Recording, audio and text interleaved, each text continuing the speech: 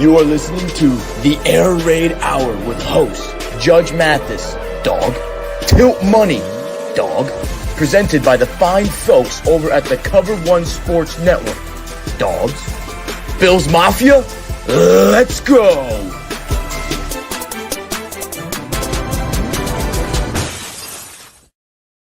Welcome in, ladies and gentlemen. My name is Steve Mathis. You can find me, as always, on Twitter at Judge Mathis, joined by my co-host Dave Tilton. You can find him on Twitter at Tilt Money. Together, we are the Bills guys, and this show is brought to you by Picasso's Pizza and the Cover One Sports Network.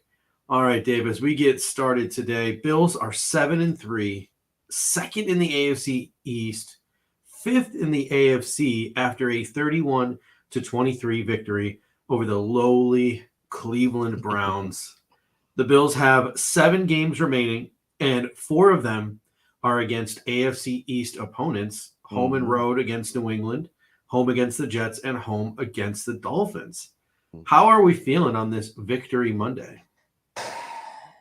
Well, you and I talked before the game, and I said I wanted a clean game. I wanted an efficient game. I wanted a game where, look, it didn't have to be perfection, but I wanted a clean game. And honestly, that's what we got. We had no turnovers, started out a little slow there. And it felt, I think, worse in the beginning than in actuality how it really was. But at the end of the day, as I said on the pregame show, we just needed to come out of this with a win. If we were working through some things en route to doing that, that's fine. And that's kind of what happened, right? The Bills did work through some things. You could see even going through the course of the game, even Josh Allen was working through some of his own things. So at the end of the day, the Bills got the win, and that was the most important thing. Obviously, the Patriots, with the crazy win against the Jets, have now made things in the AFC East really interesting. But no, not a lot of movement in the overall AFC playoff picture. The Chiefs obviously beat the Chargers, which takes the Chargers down a peg. And then very interesting as well around the NFL. Like, you see the Chargers lose, so it takes them down a peg. The Colts lose as much as they weren't really a threat. That's another AFC team kind of out of the mix maybe for the moment. So it's really coming down to maybe like the 7 spots for 8 or 9 teams, and that's what it looks like right now. And the AFC is so good this year. Does my mic work now, by the way? Oh, yeah, way better. No, it was working. It just sounded a little off. It accidentally defaulted to my webcam audio, which is like way away across the room. Yeah. So, so sorry. Apologies for that. But the AFC is pretty crazy this year. I mean, the Bills at 7-3 are in 5th place, and we've beaten 3 of the 4 teams that are ahead of us. We've beaten the Chiefs. We have beaten the Ravens. We have beaten the Titans. The only team ahead of us that we've lost to is the Dolphins. So yeah, it's just an absolutely wild AFC this year. It's going to be an absolute dogfight, and that's why those 4 AFC East games of your last 7, plus the Bears, plus the Lions, the Buffalo Bills have to take advantage of this stretch they have coming up here, despite the fact that they're still injured, despite the fact that there's a short week and then a Thursday night game, etc. So there's a lot of things the Buffalo Bills have to deal with, but this is the home stretch right here. This is where Buffalo can regain control of the AFC East. This is where Buffalo could maybe possibly regain control of that 1 seed. So a lot of things, the Buffalo Bills can do over these next 7 weeks. But before we get into the game, Bills-Browns, a quick injury update. AJ Epinesa, ankle. Sean McDermott said he's likely not going to be able to play on Thursday against the Lions. Damar Hamlin was listed on the injury report today with a neck injury, but he was a full participant. Didn't really see him struggling at all during the game. Mitch Morse to go with the elbow injury. He's also now got an ankle. He was DNP today. Looks like he is iffy to go on Thursday. And David Questenberry, he injured an ankle during that game, and he was limited in practice today. The Buffalo Bills already practicing because they have a game in 3 days. But it's unlikely we're going to see Epinesa and Edmonds, according to Sean McDermott. Trey White, Mitch Morse, Gregory Rousseau could all be out as well. So that's something to monitor as we go forward this week, because this is going to be a weird week with such a short turnaround. So we will have more details on those when we do our pregame show. And we will talk about that game. We're going to do 3 shows this week between this, the pregame, and then we will be live Friday night, Black Friday, to break everything down for you guys. All right, Bills Browns time. But first, this show is brought to you by Picasso's Pizza, 4 great locations in Williamsville, West Seneca, Lancaster, and Blaisdell. Buffalo Pizza since 1980. You can order online at picassospizza.net. And if you're an out-of-towner like us, you can even get it mailed to your home. I can tell you from experience, it's just as good as getting it fresh from the restaurant. Again, that is picassospizza.net. Okay, now I promise we're going to get to Bills Browns. It was a game. It happened. There were some good things. There were some bad things. The Bills mostly just went about doing their business. Put an end to that Bills can't win close game stereotypes. We won a game inside of 9 points. So I think this game of all just shows you how big of a farce maybe some of those statistics are. But I wanted to start today with my favorite moment of the game. And I want to see if it was maybe your favorite moment of the game as well. No, I'm not talking about Thad Brown tweeting about Tyler Bass nutting his kicks, even though that was one of my favorite. But are you and Thad like frenemies? Like, what's the deal there? I think Thad has no idea who I am, but I highly dislike every time he comes across my feed because I just find most of his posts annoying. But he definitely has no idea who I am. But third quarter. Around the 6-minute mark, the Bills are leading 16-10. The Browns were driving 3rd and 1. Brissett QB sneak stuffed. They hurry up. They sneak again, stuffed. And it was Lawson and Phillips who had such a huge role in that stop. So that was fun to see. And then on top of that, Milano said post-game, that was all 100% film study and understanding the Browns' tendencies. They knew exactly what was coming. They knew exactly that a hurry-up was coming. They knew exactly that another QB sneak was coming. They understood what was happening, and that is what allowed them to make such a huge, huge stop there in the third quarter to stop the Browns from driving. And then the Bills went up, and I believe scored a touchdown on that next drive. So that was my favorite moment from this game. Speak on that a little bit. And did you have another maybe possible favorite moment in the game? I mean, that's a great moment also just by the fact that if you actually look at like statistics and analytics, like Jacoby Brissett is one of the best quarterbacks in the league at quarterback sneaks. I think it was the first time that he had been stopped all year in a yardage to go situation as far as not converting, whether it was a goal to go or a yardage to go situation. I believe it was the first time all year on those 2 plays that he had been stopped on a QB sneak. He'd been really proficient in doing that all year. And he's a big dude. I mean, they were talking about it during the early stages of the game, how these could have been like the 2 biggest guys playing quarterback, 2 biggest guys match up quarterback wise all year. So really, my hat's off to the Bills defense in that, especially given the situation and given how Brissett had been so good at sneaking the ball during this whole season. So that was a really good moment. I think for me, one of my other favorite moments was seeing Matt Milano get that sack, knowing that he had been pegged as your take me higher player of the game, and really like seeing some of those predictions we had come through as far as like the running backs going over 100, Matt Milano having himself a day, Ed Oliver having himself a day. So it was really nice to kind of see, like, just for our own sake, like us putting in the work beforehand and seeing some of those things play out. But ultimately, like, the biggest thing for me that was like nice to see was like the Bills didn't turn the football over. Right. And a lot of people are going to say statistically, for Josh Allen, they're going to gravitate to that and say, like, wasn't one of his best games. But in reality, like, he didn't have to, like, do a whole lot in this game. The running game kind of took over. And as a Bills fan, in the last couple years watching this team, that's not what we've grown accustomed to. So this was a rarity to see it kind of flip the other way. And so for me, I know the Browns are really terrible at run defense. And so this is something that you should have been able to do. But it was really nice to see that running game have themselves a day today, and it not being just Josh Allen running the ball. Yeah, for certain. We're going to dig into some of that today as well. There's a couple of things about James Cook. that I want to bring up and I want to get your take on. Pops Mafia says Edmonds versus Dotson discussion. That's on the list for today as well. Jim Wicken says his pregame on location in Detroit. We wish Cover One doesn't have that kind of budget. We'll be doing it live. Me from the West Coast studio, Dave from the North Carolina studio, and then RJ Melville coming in saying, any clue why the Bills couldn't take advantage of an awful secondary starting backup? So we're going to definitely get to all of these things tonight as well. And Stephen Burns brings up a great statistic here. Brissett over 95% of his career, 20 of 21 on QB sneaks. Yep. Until he's really good. Until He's really good. Yesterday. So that was nice to see. The next thing I want to talk about was my player of the game, and I want to see if it was your player of the game as well, or maybe you have someone else you want to throw in there. There was a number of possibilities here. Two stick out the most, but I'm going to go with Matt Milano.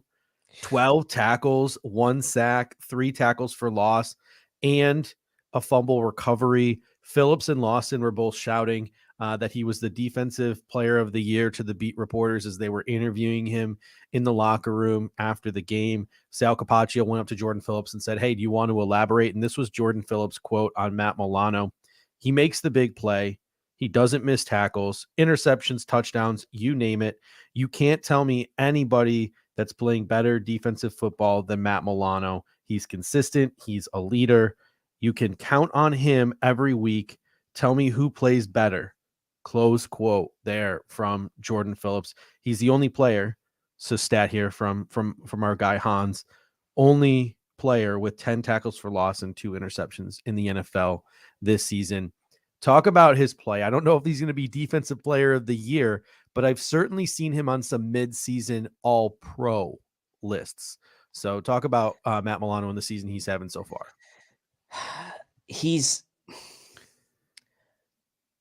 Matt Milano has taken his abilities and he's maximized every ounce of his physical ability throughout his career. Mm-hmm. And that's been evident that he's always kind of had that element to his game. But what he is taken to another level this year, and he did it a little bit last year too, was the mental side as well.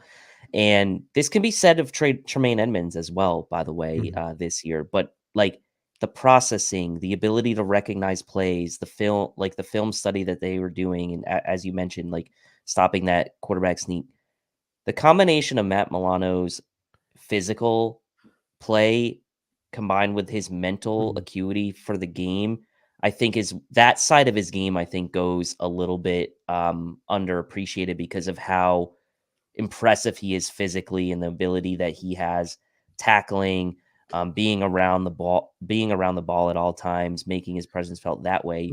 And the mental side to me is right there as well. And so you combine those two things for a guy who has talent and has it has a very important role in this defense, and you get what you're getting out of Matt Milano this year. And that's like a guy who is playing at an all-pro defensive player of the year level. Now reality is he's not going to win defensive player of the year, even though he should be in consideration. Myles Garrett on the other side had like 8 or 9 sacks, or like there's other guys that are going to get it just because of statistics, but he should be an all-pro this year. If he's not, I don't know what's going on, but his play yesterday, and you mentioned it in the pregame that he had to step up, being that guy there without Edmonds playing yesterday. It was really important for Milano to have a good game, and he certainly delivered. And he's the player of the game for sure. I'll give an honorable mention to the offensive line, right? As like an honorable game ball, like the way they were able to run the ball against that Browns defensive front, which, by the way, Myles Garrett and others, and obviously JOK back. That's a great performance by that offensive line. So for as far as player of the game, it is Milano for sure, but I'll give the offensive line an honorable mention. Yeah, and Tyler Bass as well, 6 for 6, nutting those ones through the goalpost there. Stephen Burns, I think this is a really great comment from Stephen Burns. He says, if Milano and Poyer play, I feel like we will win the football game. And that's a great comment, because I really do feel like when those two are playing, that's when I'm most confident in this defense. Obviously, Tremaine Edmonds is putting his hat in the ring as being one of those players as well. And just because of how talented our defensive line is, I don't know so much if you can throw Ed Oliver in there too. But man, we're going to get to Ed Oliver in a little bit. The man was a freaking beast today. We have a couple other really good comments. coming in. Jim Wicken says we are undefeated in games where Poyer starts. We are also undefeated in games where Tanner Gentry starts. So that's just something I want you all to think about. We are 2-0 when Tanner Gentry plays in a football game. Undefeated. That is not my stat of the game, but it could be my stat of the game. Bills are 2-0 when Tanner Gentry plays. My stat of the game has to do with the Buffalo Bills and the slot wide receiver position. It's something that we've been really banging the drum on here over the last month and a half, and we're going to continue to do so until the Buffalo Bills figure it out. But my stat of the game is this, and it's not, the statistics are not 100 foolproof because SAS hasn't updated their data yet. So this is sort of some manual calculations on my part. I couldn't exclude like things like garbage time, etc. But essentially, the Bills ran 30 of 65 plays yesterday in 11 personnel, 3 wide receiver. It's 46% of their offensive plays yesterday. Their season average for 11 personnel is 76%. The Buffalo Bills ran 11 personnel 30% less in this game than they typically do. Now, there are 2 sides to this argument. One could be the Buffalo Bills are lacking faith in the slot receiver position, Isaiah McKenzie, Khalil Shakir, etc. Or it could just be that the Browns really suck at run defense, and we wanted to make that a point of emphasis as the Buffalo Bills ran the football all over the Cleveland Browns yesterday. What's your take on the Buffalo Bills shifting from majority 76% 11 personnel to only 46% against the Cleveland Browns? I think there's a little recency bias, or not recency bias, but like little recency revision here when you look at that Vikings game and how the Bills kind of went away from the run in the second half. Knowing this matchup you were coming up against the Cleveland Browns, Ken Dorsey probably feeling a little bit of pressure. I would have to imagine he was feeling a little bit of pressure going in this game to make sure that the Bills really just kept the ball on offense and really sustained possessions. And it's a hard thing to do when you have Josh Allen at the quarterback position, but even he self-admitted, he had to be a little bit better. So it kind of added up to a perfect storm of like the Bills, like, hey, like this is a perfect opportunity for us to try to get this running game going. And as we mentioned in the pregame, you can experiment a little, right? If it's not working, okay, you can kind of go back to maybe some of the other things that you do well. But against this team who was dead last in DVOA rush D, why not try it in this game? Why not try to have Josh Allen play a game where mentally he can kind of like be okay with taking some of the checkdowns and be okay to get back in the right headspace mentally, and let that offensive line do a little work and let these guys, Singletary and Cook, get it going on the ground against a team that really isn't good at defending the run. And by the way, this also sets you up for it. Not that it's going to be this easy every week, but now you've shown the ability that you can run the ball. So what this does for the Bills going forward is it actually now will create a legitimate threat that they can run the ball, which they did have somewhat, but now this kind of legitimizes it more. Yeah. And so I think going forward, it's going to do a lot for this team as far as balance and kind of having the defense maybe respect the running game a little bit more, and maybe to give Josh Allen a few more opportunities to hit some big chunk plays going forward here. Yeah, a great comment here from Jessica Tennis, by the way. Bass will be AFC Special Teams Player of the Week. Maybe Marcus Jones. If Marcus Jones steals it from Tyler Bass. We loved Marcus Jones too in the draft. That'll sting. They will. But yeah, Pos Mafia says still no slot production. And we're going to get to Dawson Knox in a little bit as well too. But looking just at overall snap counts, first of all, only 4 players caught a pass from Josh Allen in this game. It was Dawson Knox, it was Gabriel Davis, it was Stephon Diggs, it was Devin Singletary. Isaiah McKenzie, nothing. Khalil Shakir, nothing. Naheem Hines, nothing. I don't have it in front of me whether they were targeted or not, but they didn't catch one if they were. McKenzie had 26 snaps. Shakir had 16. Hines had 10. Again, the Bills might have went away from 11 personnel, mostly for the fact that it was the Cleveland Browns and they were so bad against the run. Yep. But I would like to see next week Khalil Shakir and Naheem Hines usurp Isaiah McKenzie in the snap count, and I think we're getting there. I really do think we're getting there. Shakir and Hines combined to tie Isaiah McKenzie in this game. Yeah, Shakir and Hines combined to tie Isaiah McKenzie, and we knew going into this game that the Bills were thin at receiver. So, I mean, they're letting all these guys play. You mentioned the 11 personnel. It was lower than in previous averages. So rotating those guys through, but at the end of the day, there wasn't a ton of volume to go around in the passing game yesterday. So kind of hard to get a read on what this really means going forward. I think you will get a better read of this, maybe not even so much in this Detroit game, but perhaps in those slate of AFC East games coming up after Detroit. And Jessica asked here, do you guys think Crowder will be back? And I respond in the comment section. I think he will, and I hope he does come back. At this point, like, I think the Bills need it sounds bad because we felt going into training camp, the Bills were like really had a nice situation at receiver and they had really addressed it. Now it seems like we could use a body. Odell maybe not in the cards for the Bills. I'm not gonna lie to you. I Googled free agent wide receivers today. Oh man. T.Y. Hilton is really the only other name out there, so it's not pretty. No, it's not. I like T.Y. Hilton, but I think he's more of like he's washed too. Like he's washed. He does like he used to be the take the top off the defense type of guy, and could work the slot a little bit as well. But I don't know. I think he's washed.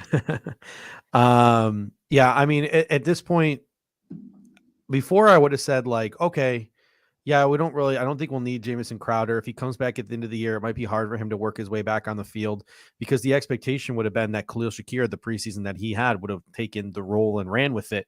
He didn't do that. And if the Buffalo Bills don't find an answer in the slot and the Buffalo Bills are in contention for a playoff spot late in the season, like we all expect them to be, you don't want to just throw something in there late. Like if things are rolling, you probably don't want to throw Jamison Crowder in there. But if it's still a question mark and he's available to come back, even if it's for the first playoff game, the Buffalo Bills might just say screw it and just try to throw something at the wall because right now, really nothing that they're trying to do in the slot is working.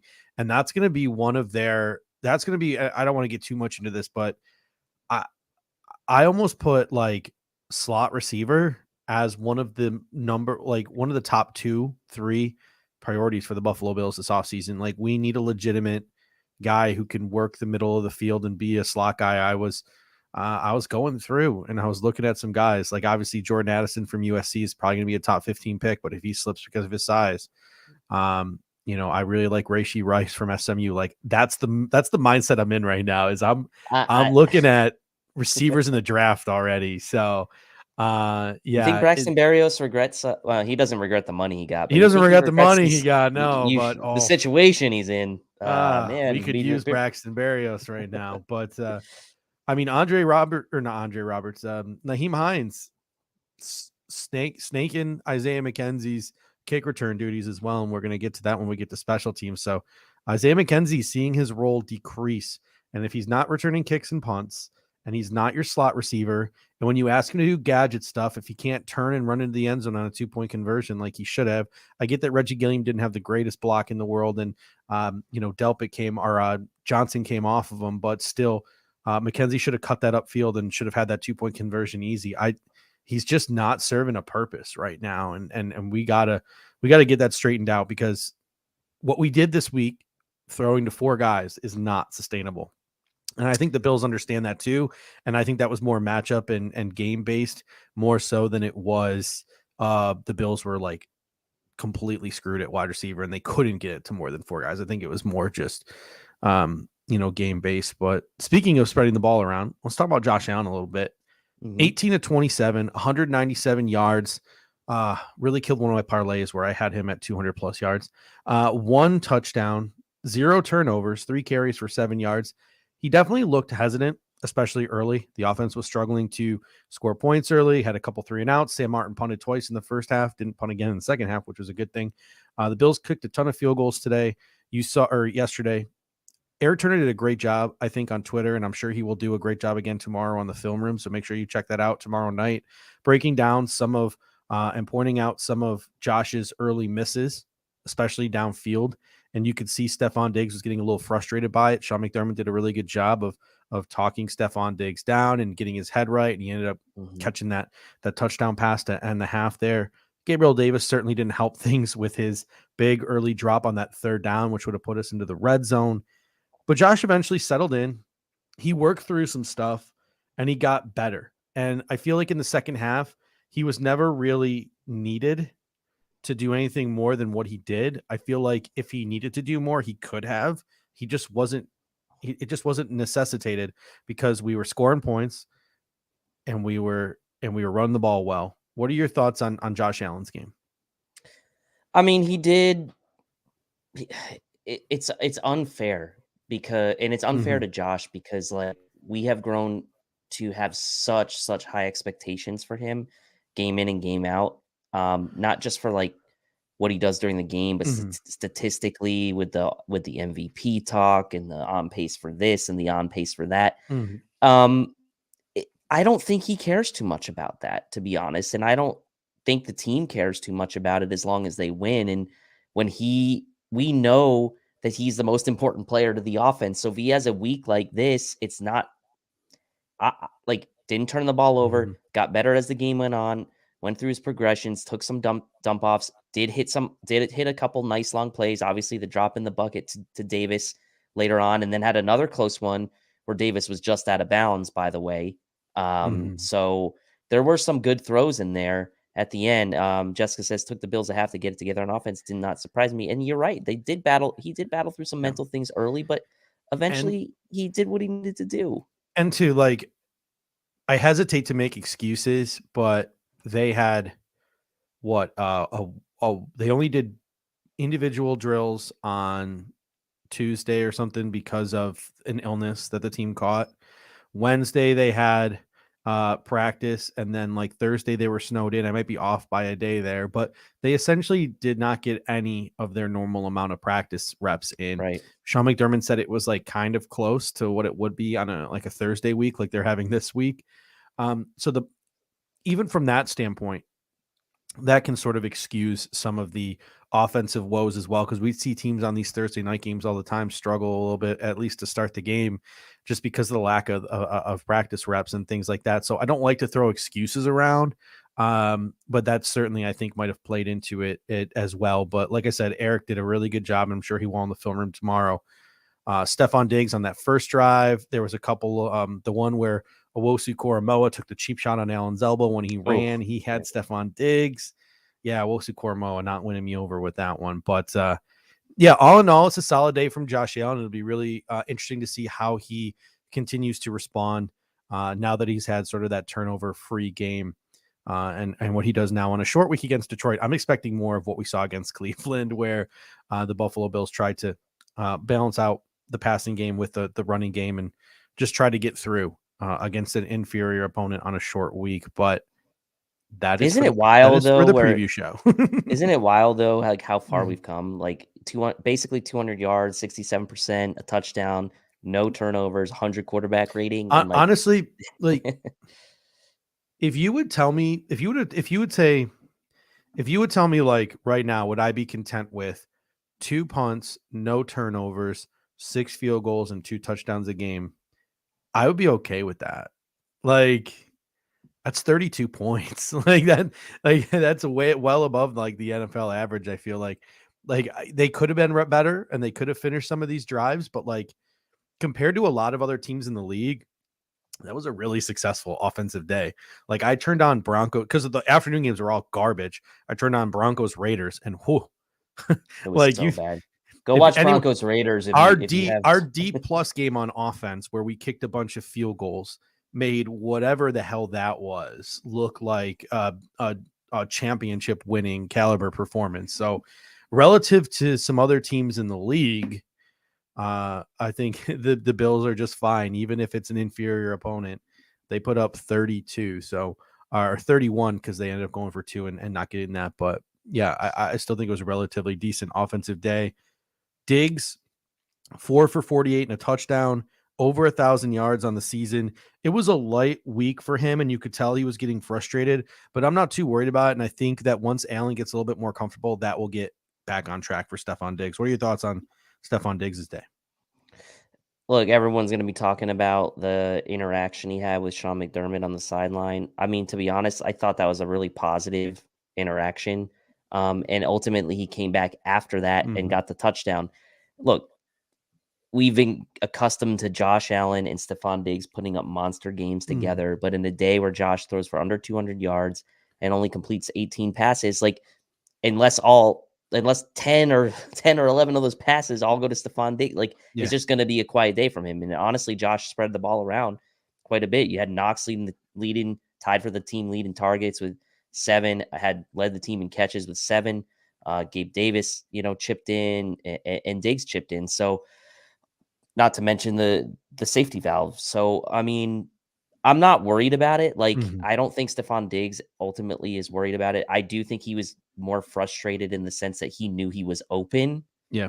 And that he wasn't, maybe getting the ball, but I don't think he was frustrated with like Josh Allen or like the situation or the Bills like winning and he didn't get stats like that. And at no point did that cross my mind. And ultimately he did score a touchdown. So like, he still had his mark on the game and he still made his mark and he made a couple nice catches. So not really worried about it at all. I think it was fine. How about Gabriel Davis? He rebounded a little bit, 5 catches for 68 yards. He did have that big drop where he sort of alligator armed it again. And then Gabriel Davis on the hands team is something that the Bills might want to reconsider a little bit, as he gave us all a little startled there at the end. I was going to make a Gabriel Davis hands team joke on the first onside kick. I decided not to. And I'm glad, because I feel like if I would have made that joke, he probably would have really screwed up that second one. And the Browns would have came up with that. That would have been, after last week in Minnesota, if the Browns would have came up with that, that would have been bad. But Gabriel Davis, the receiver, 5 for 68. What were your thoughts on his day? Yeah, a good bounce back day for him. It could have been better. Like I said, there was that one play on the sideline that he was out of bounds barely with that 1 foot. He's still got some hands issues, obviously, but it's wild. This is what you get with Gabriel Davis, though, right? You have to take the good with the bad. We talked early in Josh Allen's career about how we had to take the good with the bad. You kind of do have to take the good with the bad a little bit with Gabriel Davis. We mentioned multiple times how he's not the most efficient receiver. Games where he usually plays well and does capitalize on his opportunities are the games the Bills usually do really well and win by a large margin. And was it his most efficient game? No, but it was enough, and he did enough. And it was a good bounce back for him. The hands team on the onside kick, we'll put that to the side for a minute. But the Bills really need Gabriel Davis to step up right now, because like it can't just be Stephon Diggs. It was nice to see Knox a lot more involved, but like Davis really has to step up if he wants to be the wide receiver 2 for this team. He's got to be a little bit more efficient. And I know a lot of times the types of plays he gets are those shot plays and some of those plays down the field, but he's had chances now in the last few games to come up with some tough catches, and he hasn't in a lot of those. So I'd like to see a little bit more consistency from him, but that's what we've been asking for a while now with him. It's only his 3rd year. He's never had more than 600 yards in the season. So like, I think maybe there were some unrealistic expectations on Gabriel Davis coming into the season, including myself. I said he'd lead the team in touchdowns, which I didn't say that guaranteed he would get 1,000 yards, but I did say he would lead the team in receiving TDs. So maybe some unreasonable expectations with a little bit of clouded judgment from that playoff game. And Greg Tomset made a great comment in our Cover One group chat. He was like, with each drop, his monetary value for his next contract just gets lower and lower and lower. So it might be a situation where you can keep the skill of Gabriel Davis in the future and add more talent around him, because he won't cost as much money. But obviously I would have loved to have that problem of losing him, because he's going to cost too much money because he's balling out. And hey, maybe he can still get there, but right now, not looking lightly. He's looking more like maybe a 3rd target when you have 2 other guys who are, relatively, competent or alphas. Obviously, Stephon Diggs is one. And then, without that Cole Beasley, Gabriel Davis is struggling a little bit, because the teams don't have to worry so much about what's going on in the slot. And then the last guy I want to talk about here from the receiving corps is a guy who had a really good game. And, we've been a little harsh on Dawson Knox. Obviously, He's got some excuses, the injuries, what was going on, in his personal life, all those different things. But the Bills did give him a big, fat contract extension this offseason. And then when you go out and you see tight ends like Travis Kelce balling out, it makes it a little more painful to swallow when you see, the box score stat lines of Dawson Knox every week. But obviously, Dawson Knox is more than just a receiving threat, and that's obviously not probably his number one, what he gives to the Buffalo Bills, what he was brought back to do. But I really do feel like the Buffalo Bills found something this week for how they can get Dawson Knox involved into the football game. They used him really well this week, like underneath, sort of as Josh Allen's safety valve, a guy you could dump the ball off to, and he could lower his shoulder and he could go try to get some yak. I think that was a really big turning point in the game where he was able to stay on his feet and pick up that third down and get us that first down of the game. I think that drive only led to a field goal, but I still think it was huge. You saw the way Sean McDermott was reacting to it on the sidelines. But if you can continue to use Dawson Knox like you used him against the Browns as that safety valve, and you can get him cooking in the red zone like he cooked the last 2 years. And on top of that, he provides all of those different, things he does as a blocker and in line. If you can combine all of those things and he consistently does all of those things, those three things, I think you have a $14 million tight end that you can justify.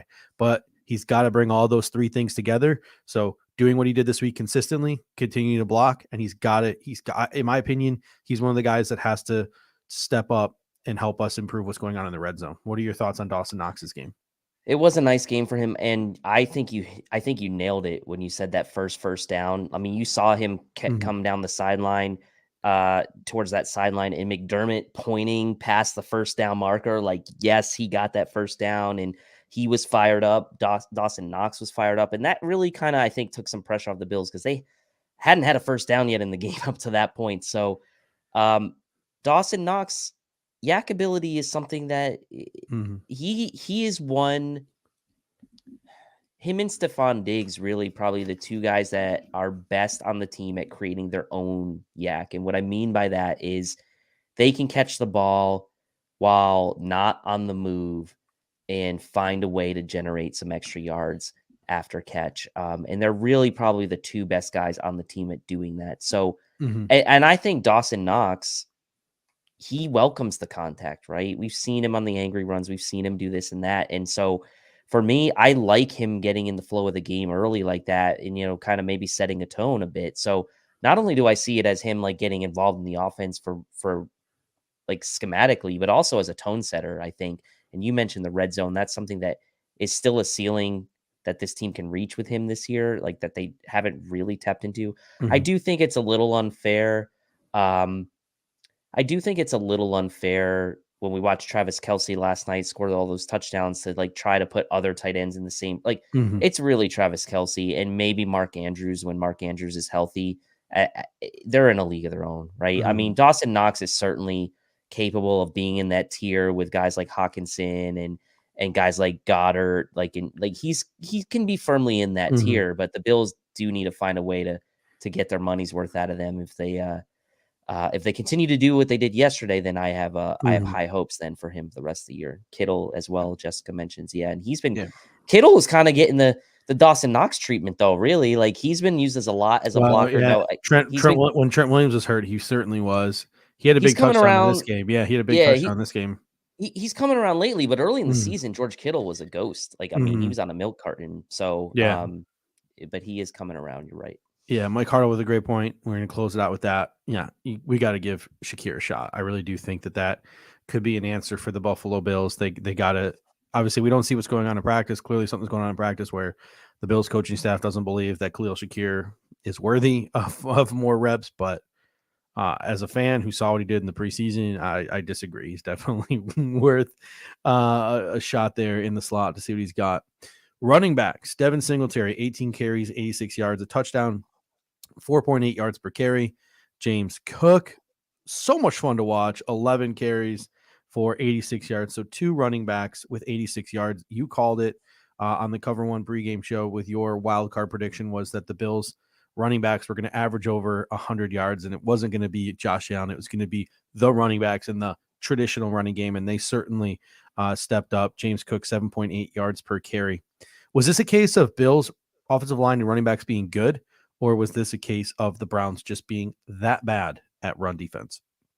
I think it was the Bills' best performance run blocking as an offensive line all year. I think it was the running back's best performance of the year, and I think it was the Browns being that bad. So you have a perfect storm of all three things coming together, and the Bills taking advantage. Not to mention too, I think Devin Singletary and James Cook I think they've had growing confidence over the last couple games, and I think that's why some fans are getting frustrated to see the team go away from that in the second halves of some of these games, because you can see the spurts right in the first halves of some of these other games where Singletary's getting it going on the ground, and James Cook looks a lot more comfortable since the bye week. Even going back to that Packers game, he's looked really good since the bye week, and it is nice to see the Bills utilizing this draft pick that they picked in the second round and him actually getting a lot of run. And does anyone miss Zach Moss? I certainly don't. And that's not a knock on him personally, but just to this offense, James Cook is a guy that can bring something different to this offense. And you mentioned it with the yards per carry average. He looks really confident. He made some really nice shifty moves between the tackles as well yesterday. And even the announcers had pointed that out. So it wasn't even just Cook, like, running on the edges. He was running between the tackles and making guys miss. So stylistically, he does look a lot like his brother. And I know he's not quite the talent that his brother is, but man, he is special when he gets it going and when he has confidence. So I can't even remember who alluded to this. It might have been the announcers, or it might have been like the One Bills Live people, but I'm blanking on who it was, but somebody of substance mentioned how they believe that by the end of the year, James Cook could be the lead dog in the Buffalo Bills backfield.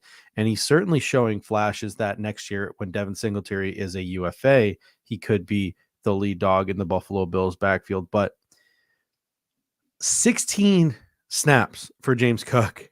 And on 11 of those 16 snaps, he touched the football. So clearly when he's on the field, he's a talent, and the Buffalo Bills want to get the ball in his hands. But clearly Motor is still the lead back, the guy they trust more maybe in pass protection, maybe even a guy they trust a little bit more on those dump outs out of the passing game, because in terms of like the passing game, like Cook and Allen, they seem to be just like a little off sync on some of these dump offs. So 47 snaps for Singletary to Cook 16. Is there any way you can see by the end of the season, not because of injury, but because of like performance, is there any way you can see at some point this season, James Cook out snap counting Devin Singletary? Because I feel like he's doing this on 11 carries and 16 snaps. I wonder what you can do if you extrapolate that into, 50 snaps a game like Devin Singletary's getting.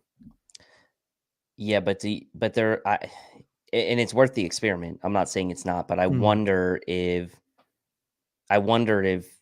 like you get some diminishing returns the more volume. Like, it sounds weird, right? But this goes back to maybe like 2 years ago where we were like thinking like, well, is it going to be Zach Moss or is it Devin Singletary? And like, who's going to be the starter or who's going to be the work? Like, there doesn't really need to be that guy. Like, these guys can split. Like, James Cook may start a game, and it doesn't mean that Devin Singletary is not going to still be the guy that outsnaps it. Like, it's going to be game by game, I guess is what I'm saying. Like, I don't really care who starts. I don't really care who outsnaps who. At the end of the day, for me, it's about the production. And if these guys work well as a pair, then I'm cool with that. Like, you see backfields across the NFL working well in this fashion. Like, obviously, before he got hurt, you saw like David Montgomery and Khalil Herbert working well together. Obviously, Zeke has had his ups and downs, but him and Pollard have worked well. Like, there are situations like this where like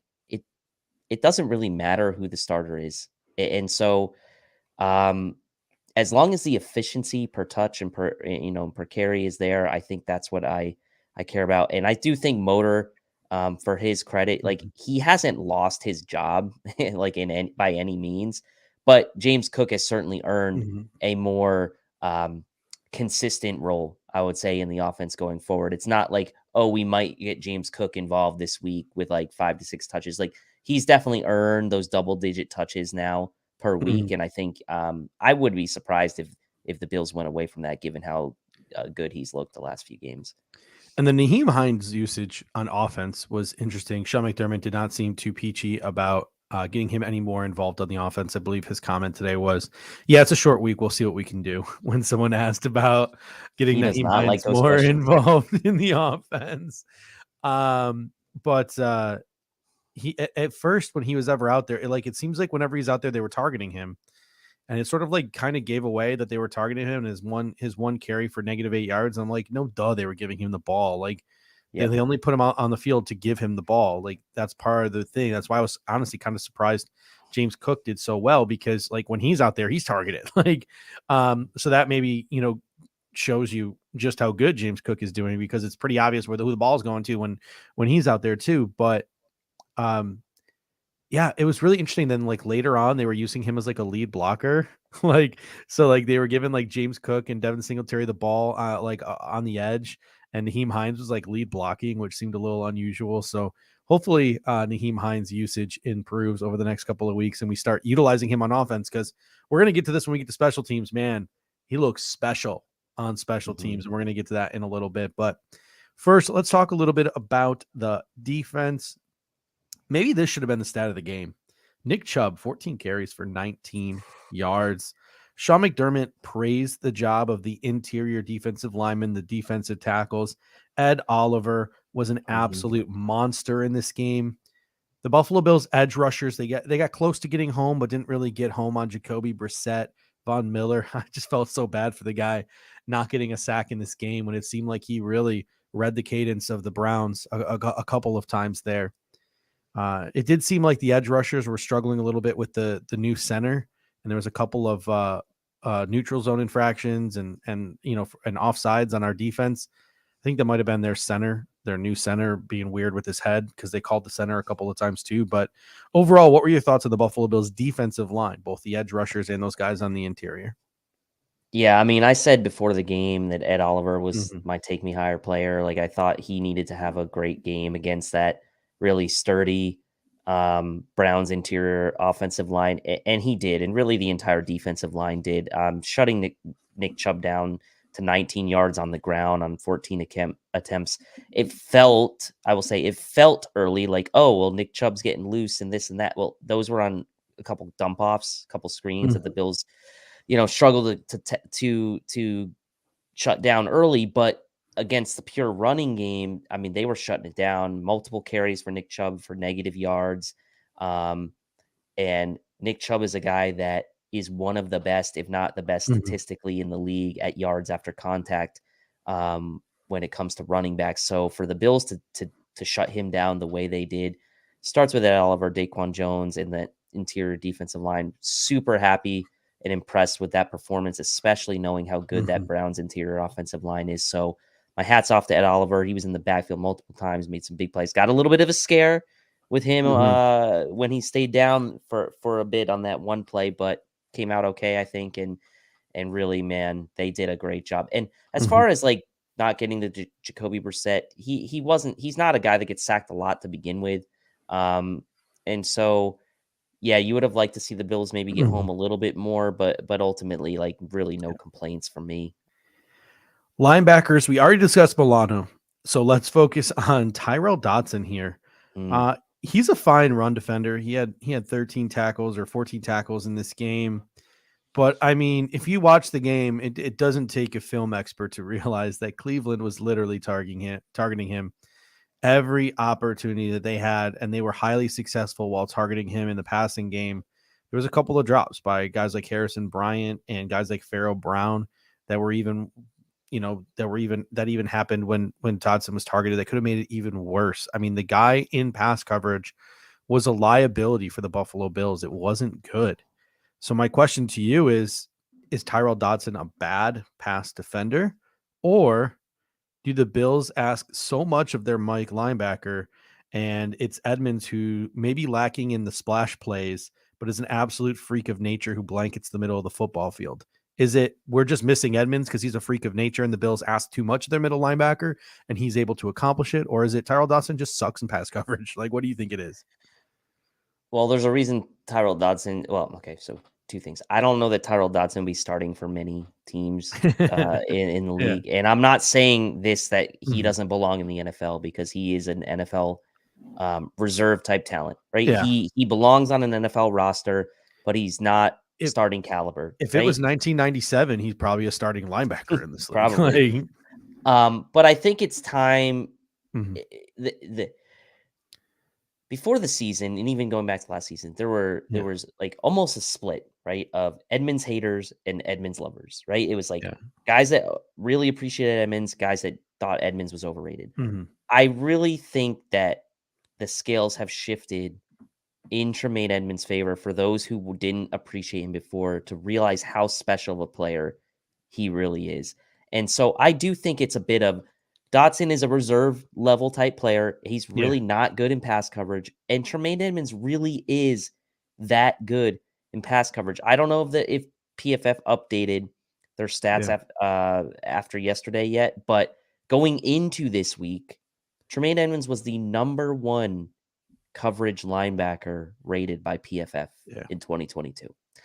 So he is a special player, and he's a young and talented player. And for all the hate that he gets, I mean, Greg pointed this out and tweeted about it today, right? You got to compare him to his peers, and you got to compare him to what the expectation is for the other top middle linebackers in this league. And he is up there. And I think it's like you kind of look at it and it kind of diverges, right? You have Dodson, who maybe isn't as good and is a reserve type player, and Edmonds over here, who is really, really good, and people are maybe opening their eyes to it more. And that's why the gap, I think, seems so wide, and why a lot of people maybe even were getting frustrated with Dodson a bit yesterday, even myself included. Like, I was reacting on Twitter, whatever, but like, it's just because Edmonds is so good, I think. And that's really what it comes down to. Yeah, we got Jessica Tennis coming in here with a super chat. Always appreciate you, Jessica, and always appreciate super chatters.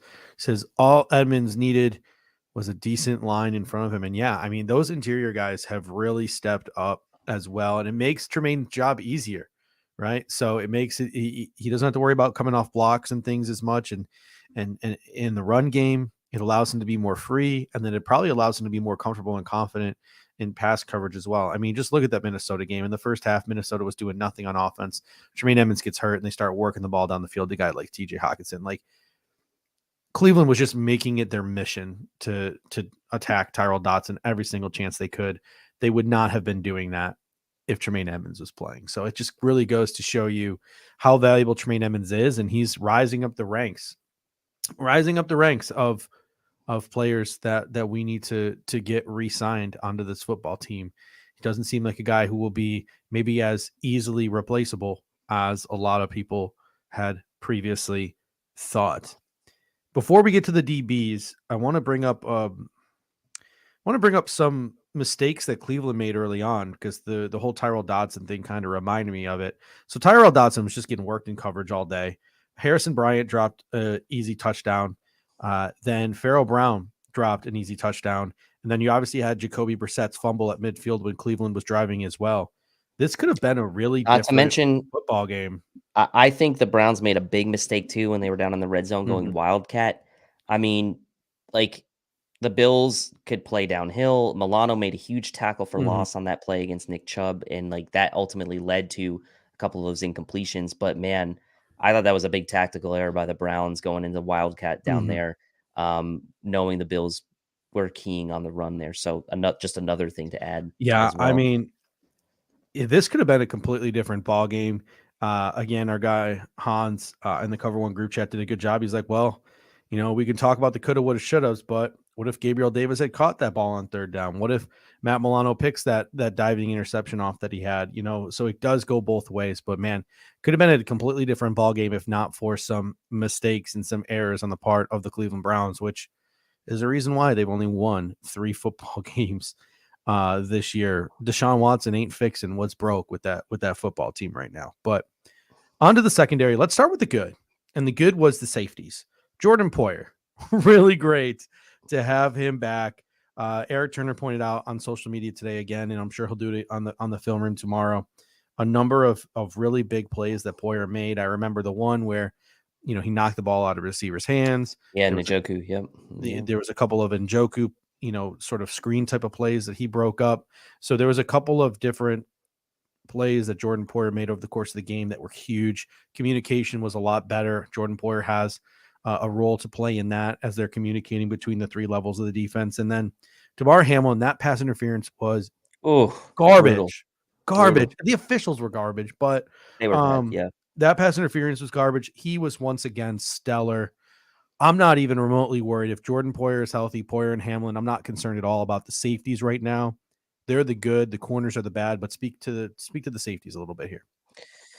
Yeah, I mean, we said in the pregame, if it's Damar Hamlin, Jordan Poyer, it's really a nice find. And then it's like, how scary was it to see Damar Hamlin pop up on the injury report today? Thankfully, he was full practice. Like, we've gotten to that point where we're like, whoa, we gotta like make sure he's fine.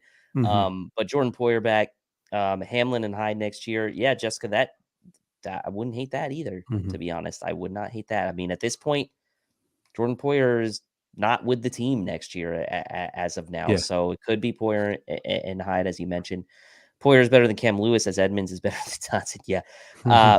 It was really nice. I mean, the communication aspect can't be understated here. I know in a lot of the situations this game, the Bills were kind of waiting till the Browns kind of settled into their formation before Poyer did the communication, as Eric pointed out on Twitter as well. So having those guys there, I mean, it's always going to sting to not have Micah Hyde for this season, right? It's always going to sting, but it is a little bit of a nice consolation prize to have Damar Hamlin in there and to see how well he's played this year, and then maybe a glimpse into the future for the Bills, and should be. So, hey, look, as long as we got Poyer or Hyde, as long as we have one of them back there, I'm feeling still pretty damn good about these safeties. All right, on to the bad, which is quarterbacks. And I mean, it's been, quite frankly, brutal. Even Teron Johnson's had a couple of pretty bad weeks here. But whether it's Dane Jackson, whether it's Christian Benford, whether it is even Teron Johnson lately, outmuscled. They allowed 2 late touchdowns. The Bills had some poorly timed blitzes in this football game, which led to some jump balls, and our cornerbacks were just getting out-muscled and just playing really poorly at the catch point, not getting their heads around, specifically Dane Jackson in that comment. Their tackling is just piss poor. I mean, Kerry Cook, they've been garbage. There's no other way around it. They've been hot garbage. When the pressure gets there, every once in a while, they can jump a ball like Christian Benford and Dane Jackson did against Minnesota. But for the most part, when the pressure doesn't get there, they've been awful. Xavier Rhodes came into the game. He had some ups. He looked decent. He did have a couple of plays where the refs probably could have thrown a flag, which shows you some of the rust of Xavier Rhodes. Kyrie Elam looks like he could be back soon. Trey White looks like he could be back soon. That can't come soon enough, 2 first-round picks to add there to maybe solidify this, because last year they were able to pull it off with Dane Jackson and Levi Wallace, and it's just not working this year. What are your thoughts? I definitely thought it was definitely not one of Dane Jackson's best games. I mean, look, Amari Cooper is a tough draw, right? I mean, Amari Cooper, you can say what you want about him, but he's probably been one of the more underappreciated, number 1 wide receivers, I'd say, in the league for some time. He's bounced around, obviously, between the Raiders, Cowboys, and now the Browns, but he's a really good receiver, and that's a tough draw for Dane Jackson, and it wasn't one of his best games. Some flags as well on the secondary. Obviously, a couple were a little bit questionable. I thought the pass interference on Benford looked more like offensive pass interference on Amari Cooper. So there's things like that you can kind of look at and say, hey, there were maybe a couple things that didn't go their way. But the thing that scares me the most about these DBs right now is the point of attack. And it's like the going up and making a play on the ball. There's no ball skills from these guys right now. And it's weird, right? Because a guy like Benford had tons of great, ball success in college. Not so much for Dane Jackson, but he's been, he's made a few takeaways in his career so far. But it has been a struggle for these guys. And look, maybe it's unfair as well, right? They started out the season, we were really praising them. we have to remember these guys are late round picks. They're gonna go through some ups and downs. And as we've said, we feel like this Bills coaching staff, maybe, I don't know if it's not arrogance, but I feel like they feel this is maybe the position on the team where they can coach them up the most to get the most out of maybe less talent. But it has been a couple rough games in a row now for these guys. And so it will be a welcome sight to see Elam and Trey back soon. I'm looking forward to it. I think we would have saw Trey White last week if it wasn't for the crazy snowstorm and the fact that the game got moved to Detroit. If it was a normal game under normal conditions, I think Trey White would have played. I think it's that turf in Detroit that kept him from playing, and I think it'll probably keep him again from playing again this week in Detroit. So I think you see him most likely in New England next Thursday. And then, Spin comes into the great comment on Kyer Elam. He was a man cover corner in college, going into his zone defense in the pros. There's a learning curve that takes place. The more experience Elam gets, the better he will be. I think by the end of the day, by the end of the season, I'm really hoping it is Trey White. It is Kyer Elam on the boundary. They get in a rhythm. They get comfortable. And then Mike Hartle says, don't forget Teron Johnson. He's been shaky since the Kansas City interception. We mentioned him at the top.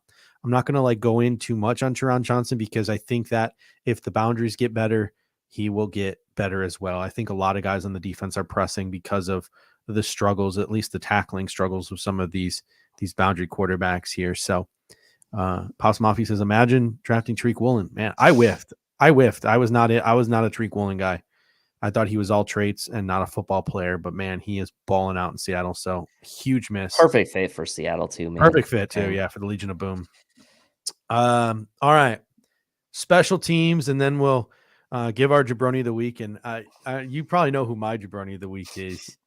I mean, it's everyone's Jabroni of the week, the talk of the town in the NFL right now, but special teams, our runner up for player of the game, Tyler Bass, 6 for 6, long of 56, 1 for 1 on his extra points for a total of 19 points. He was clutch. I still joke at James Lofton. I would punt here. And I just remember reading that Tyler Bass was booming him from 65 in warmups. And I'm like, James Lofton, dude, come on, dude. Just that was a bad smallest crew too. Amount of I like James Lofton. He's a great guy. He's a serviceable play-by-play man, but the dude thinks it's 1994. That's not the way you play in the NFL anymore. You don't punt from inside your 50.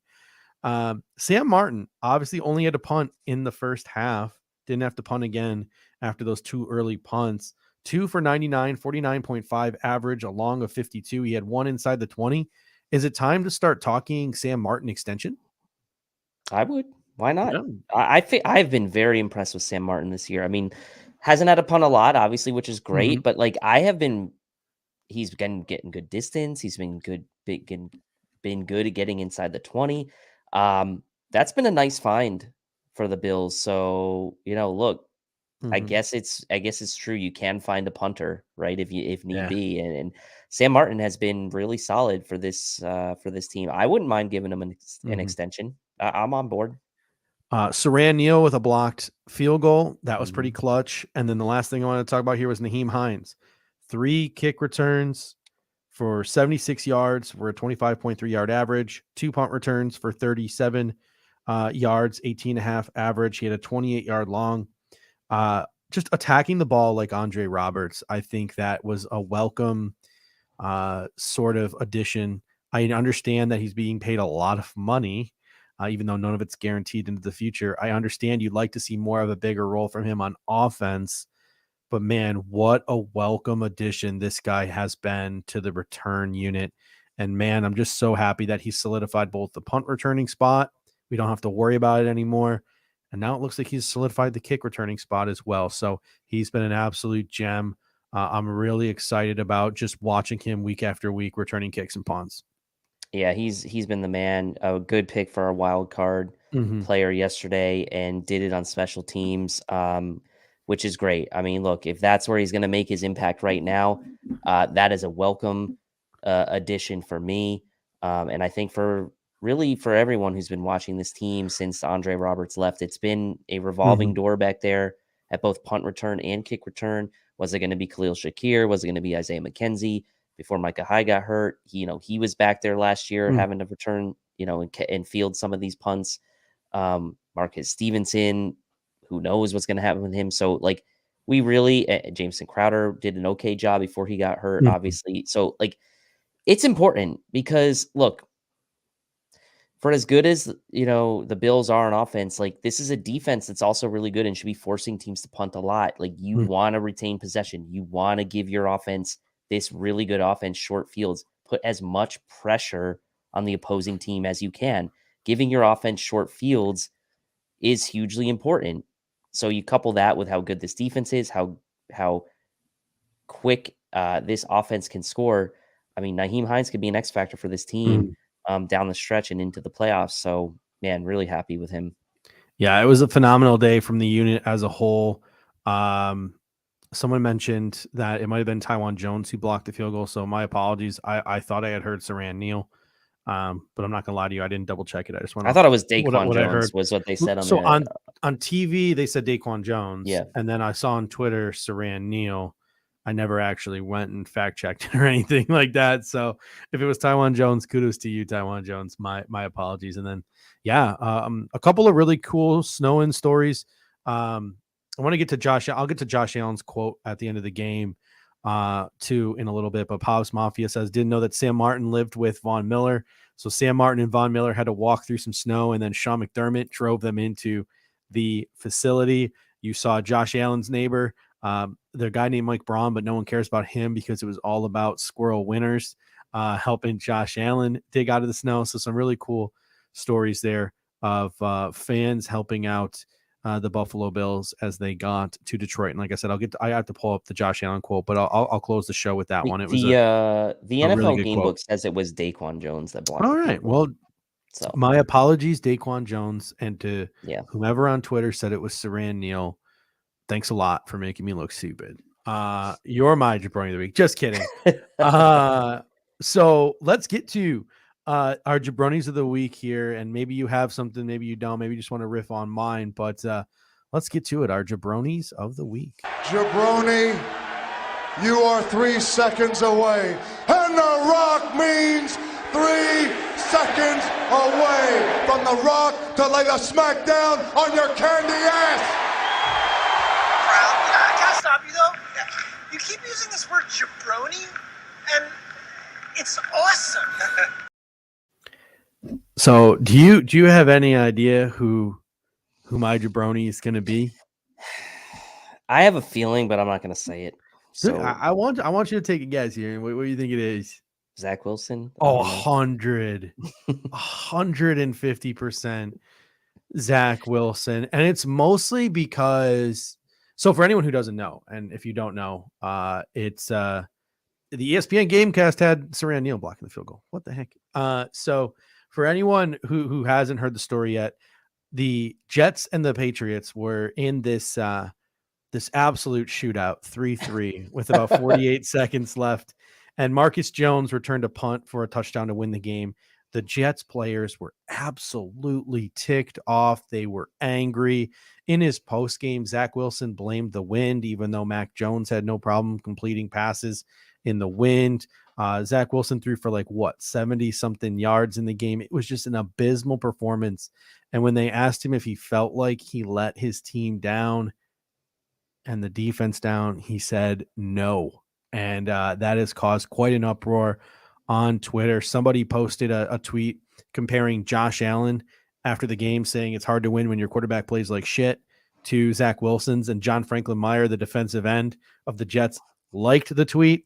And then this always works out well for you, coming out the next day saying it was an accident. No, you don't accidentally like that tweet.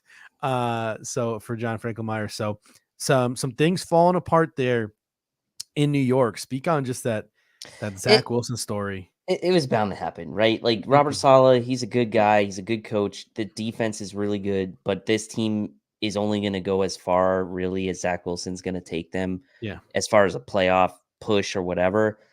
Look, I don't usually watch the national stuff, but some of the clips came across my social media feed today. And I think Stephen A., as much as I tend to hate his takes, he was totally right with what he said about Zach Wilson. He said he's a boy playing a man's game. And I mean, he looks like a boy for one.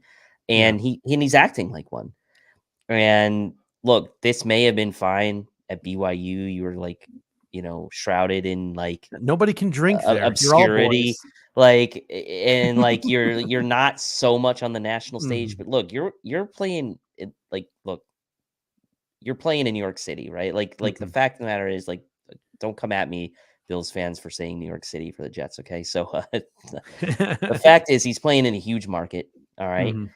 Charles says now Saleh hasn't not committed to him as the starter, and how could you right after that? Like, I feel like that's Robert Saleh has now been put in a terrible position as the head coach because of what his quarterback has said, and not even just what he said, but his performance, right? How can you trot that guy out there next week, knowing that when you're still in the mix to try to make the playoffs? Like, you're not going to with this guy quarterbacking your team. So it was not a PR positive day for Zach Wilson. So, a couple of things. Number one is a lot of Jets fans today were like, well, if Mike White would have played, we would have won that game. Like, you're down pretty bad when you're talking about how if Mike White would have played, you would have won that game. Like, you're forgetting what Mike White did last year after his couple of big games and how the Buffalo Bills abused him.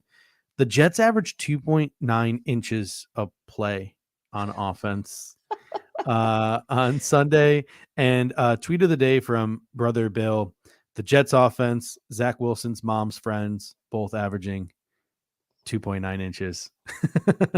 Oh my God. That was a So good tweet from Brother Bill there. But I tweeted after I was a little salty after the Bills lost to the Jets. Like, Yeah, I'm not who gonna lie to you, but who wasn't? We all were. I'm still salty we lost to freaking Kirk Cousins the way he got beat down last week. Like, again, like, salty because if guys like Poyer and Milano, et cetera, were playing, Edmonds, I think the Buffalo Bills would have won both those games. But back to my point, like, after the game, I tweeted like the Jets did a really good job of covering up their biggest flaw, and their biggest flaw is the fact that their quarterback sucks. Like, they did a really good job masking their biggest flaw in Zach Wilson and not asking him to do anything of consequence. And he just went out there and he did very little, and he did very little very well. So kudos to him for doing the very few things they asked him to do well. It's probably the best game of his damn career he had against the Buffalo Bills when he was asked to do absolutely nothing, because they did a great job of masking him.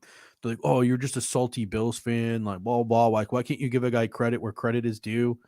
Well, 2 weeks later, you all want him benched. Like, so sorry that I was right and you didn't want to hear it at the time. So, I was unbelievably salty, and that is my jabroni of the week. Do you have any other jabronis that you want to? I got another one that I can think of off the top of my head, but anything? Honorable mention to the official who threw the pass interference in Damar Hamlin on that play he made. Yeah, and just that crew in general was not good. Oh, dude, like, a lot of penalties on the Bills. I mean, there were penalties on the Browns. It was skewed towards the Bills.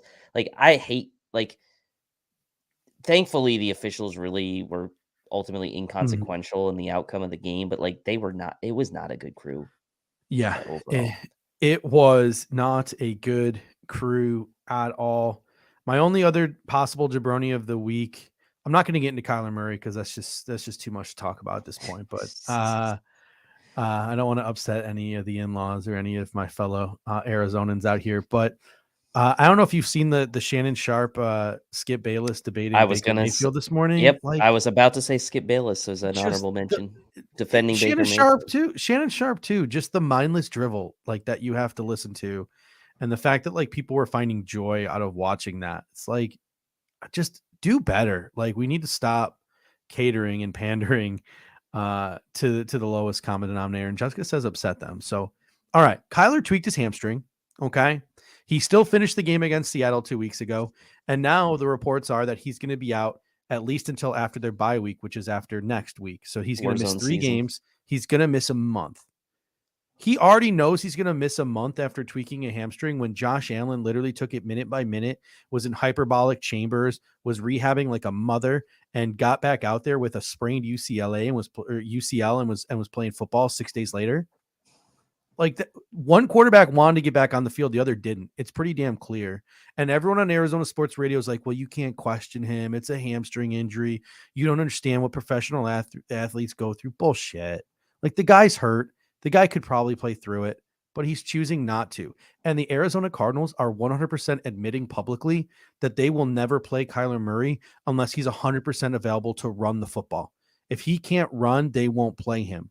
You gave a guy $230 million to throw a football, and now you're saying you can't play him if he doesn't have the run to go along with the pass? Yikes. Absolute yikes. Plus, Sorry, he hates Cliff. Yeah. And they, yeah. He hates life, man. Oh my God. That guy's miserable. How can you be miserable God. with $230 million? That's what I want to know. Ridiculous. But yeah, I had to get that off my chest. So No, I'm glad you did. The Buffalo Bills. That's a good way to send us off here tonight. How about first of all, final thoughts on this game before I get to Josh Allen's comments, because I thought they were pretty poignant. And then we'll tell the people where they can find us this week for pregame and postgame, and then we'll head on out of here. Yeah, I mean, look, final thoughts are it was annoying, the slow start, but ultimately got put in the rear view, and there were a couple of annoying plays early in the game. Obviously, the Brissett run where Dodson missed the tackle. Cooper making a really spectacular touchdown. Like, look, it was weird because it felt like that the Bills were not on offense at all, hardly at all in the beginning stages of the game. And ultimately, it did lose the time of possession battle, but it wasn't by much. So it was a long game, ultimately, is what I'm saying. And the Bills end up finding a way, getting that ground game going. I am really excited to see how that potentially translates against tougher opponents, better opponents at defending the run if the Bills. The third and longs earlier, too, in that game. Yeah. But Josh Allen post game talking about how people were helping them dig out, get to the airport. I think there's like a Bills embedded, I think, on Bills YouTube right now, just about everything they went through just to get to the airport and get to that game in Detroit. So I haven't watched it yet. Definitely something worthy of checking out. A couple people have mentioned, but Josh Allen post game said, when you get home, pay those fans some effing respect, get them something nice, treat them well, because that was awesome to see. So Josh Allen, no better pairing between a quarterback and a city, and Josh Allen hit the nail on the head there. And that is how we will close out things this evening. Ladies and gentlemen, if you want to help us out, the number one thing you can do is click that little share button, copy the link, and send it to somebody you think would appreciate the Air Raid Hour every Monday night at 9 p.m., breaking down everything and giving our final reactions to, along with you guys in the comment section, the Bills game. You can listen to us on demand on any of the major podcasting platforms, and you can also watch this stream on demand as well. And if you leave a little comment in the comment section, if you're watching, on tape delay here, we will make sure we get back to you within the week, even though it is a short week for the Buffalo Bills. And that being said, our plan for this week is we'll have a tape delayed pregame because unfortunately we both have some family responsibilities on Thursday morning. So we're going to record our pregame show tomorrow night. It will probably be up around, say the game is at 12:30. Probably put the pregame show on at about 9. So it'll probably be about an hour long. You'll have anywhere between 9 and 12:30 to catch the pregame show. We'll live premiere that. And then we'll be back Friday night at 9 p.m. to break down everything that was Bills Lions. And hopefully it's a victory Friday, because the only thing better than a victory Monday is a victory Friday. Victory Friday sounds great. Woo! Victory Friday sounds good. Might do some purchasing that night. A little deals happening. A little Black Friday. We might have to bust out a bottle of champagne to get through that if we win that game on Thursday. So thank you to everyone in the comment section with the kind words. We really appreciate you guys. You guys really do make this show 100% what it is. You make us better. Hopefully we make you a little bit better, but I think you make us more better than we make you better. And we always appreciate it. So until next time, ladies and gentlemen, go Bills. Go Bills. Are we having fun yet?